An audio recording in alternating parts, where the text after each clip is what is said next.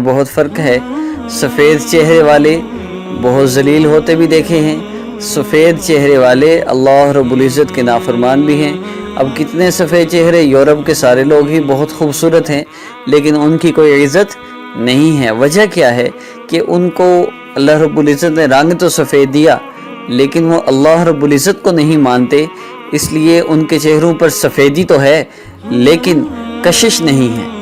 کشش مطلوب ہے، سفیدی مطلوب نہیں ہے۔ یہ میں چیز عرض کر دوں آپ کو، جتنی بھی بچیاں یہ سمجھتی ہیں کہ ہمارا رنگ گورا ہوگا تو پھر ہمارے مسائل حل ہو جائیں گے، تو یہ خام خیالی ہے۔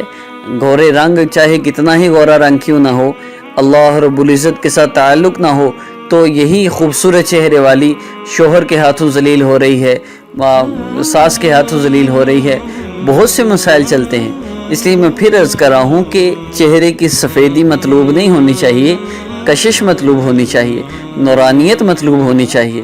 نورانیت ہو تو چاہے سانولا رنگ ہی کیوں نہ ہو، اللہ رب العزت اس میں بھی کشش پیدا فرما دیتے ہیں۔ دیکھنے والا دیکھ کر حیران رہ جاتا ہے، ایک بار جو نگاہ پڑ جائے تو نگاہ ہٹتی نہیں، اور کوئی غیر محرم ہے تو وہ نگاہ اگر پڑ بھی جائے غلطی سے تو نیچے کر لے گا، پھر اٹھا نہیں سکے گا۔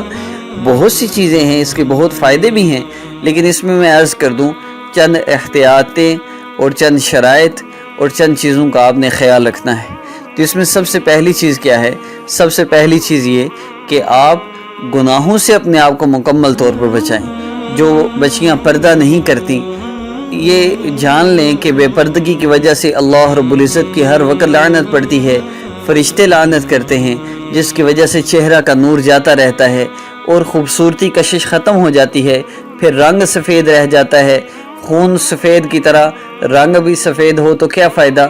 اصل تو چہرے پر نورانیت ہو پھر فائدہ ہے۔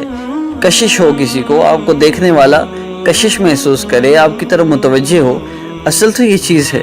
تو اس میں عرض کر دوں سب سے پہلی چیز کہ آپ نے اس میں گناہوں سے اپنے آپ کو بچانا ہے۔ گناہ بالکل چھوڑ دیں۔ بے پردگی یہ بہت بڑا گناہ ہے، اس کی وجہ سے بچیوں کے چہروں سے نور جاتا رہا، کشش حلاوت جاتی رہی۔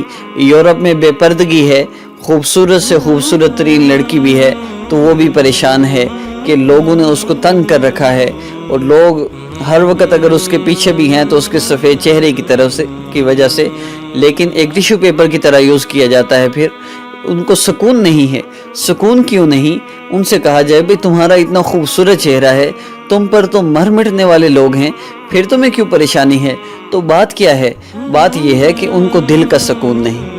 تو سب سے پہلی چیز آپ ذہن میں رکھیے کہ اگر آپ چاہتے ہیں کہ آپ کے چہرہ پرکشش ہو اور لوگ دیکھتے ہی آپ کو کبھی جو ایک دفعہ دیکھ لے آپ کا چہرہ بھول نہ سکے، تو اس کے لیے ضروری ہے آپ گناہوں کو چھوڑ دیں۔ ہر طرح کے حرام کاموں کو، چاہے گانے سننا ہے، فلمیں دیکھنا ہے، نظر کا غلط استعمال ہے، زبان کا غلط استعمال ہے، کانوں کا آنکھوں کا غلط استعمال ہے، ان سارے گناہوں سے اپنے آپ کو بچائیے، باپردہ رہیے۔ اس سے کشش پیدا ہوتی ہے۔ ایک چیز تو یہ ہو گئی، گناہوں سے اپنے آپ کو مکمل طور پہ بچانا۔ دوسری چیز کیا ہے؟ دوسری چیز یہ ہے کہ آپ کوشش کریں ہر وقت باوضو رہیں۔ وضو ٹوٹے پھر وضو کر لیجئے، باوضو رہیں ہر وقت۔ اس میں ایک چیز عرض کر دوں، باوضو رہنا مشکل لگتا ہے، آپ سنیں گے تو پریشان ہوں گے کہ ہم باوضو کس طرح رہ سکتے ہیں۔ تو ہمارے حضرت فرماتے ہیں کہ جس طرح ہمیں بے وضو رہنے کی عادت ہے، بار بار وضو کرنا ہمیں مشکل لگ رہا ہے، تو جس وقت ہمیں باوضو رہنے کی عادت ہو جائے گی پھر بے وضو رہنا مشکل لگے گا۔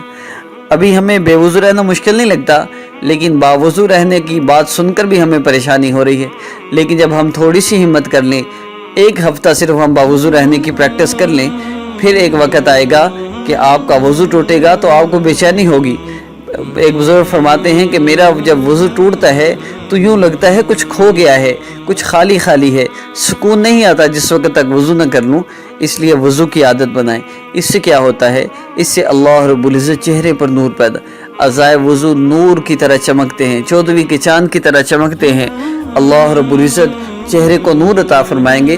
پہلی چیز گناہوں سے اپنے آپ کو مکمل طور پہ بچانا، دوسری چیز آپ باوضو رہنے کی کوشش کریں، اور تیسری چیز جو اللہ رب العزت کی طرف سے ایک انعام ہے وہ نماز ہے۔ نماز میں اللہ رب العزت نورانیت عطا فرماتے ہیں، اور چہرے کی خوبصورتی کے لیے لمبا سجدہ کرنا۔ سجدے میں تسبیحات 3 کی بجائے 5، 7، 9، 11 طاق عدد میں جتنی زیادہ ہو سکے، جتنی مشقت آپ سہ سکتے ہوں اتنا آپ تسبیحات کریں، لمبا سجدہ کریں۔ اس سے چہرے کا نور بڑھتا ہے اور جو سرکولیشن ہے خون کی ہمارے جسم میں، وہ دماغ کی وجہ سے یہ چہرہ جب ہم سجدے میں جاتے ہیں تو سرکولیشن بہتر ہو جاتی ہے، اس سے بھی چہرے کی خوبصورتی میں اضافہ ہوتا ہے۔ جن بچیوں کو یہ چہرے کے دانوں کی وجہ سے مسئلہ ہو وہ بھی لمبا سجدہ کیا کریں، زیادہ کریمیں لگانے کی ضرورت نہیں پڑے گی، لمبا سجدہ ہی اس کا بہترین علاج ہے۔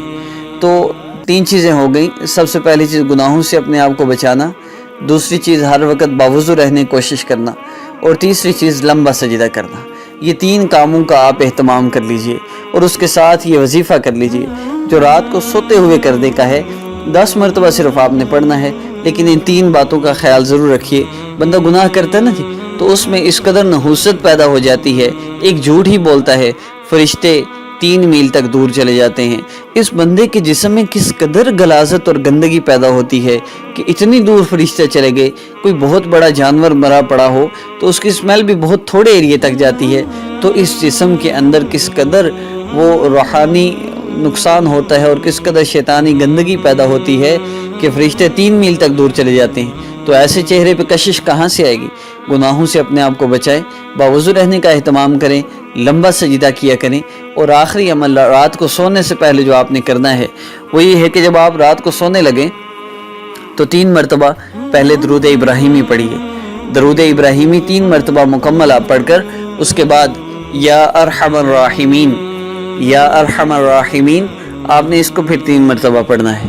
یا ارحم الراحمین اس کو آپ 3 مرتبہ پڑھیے۔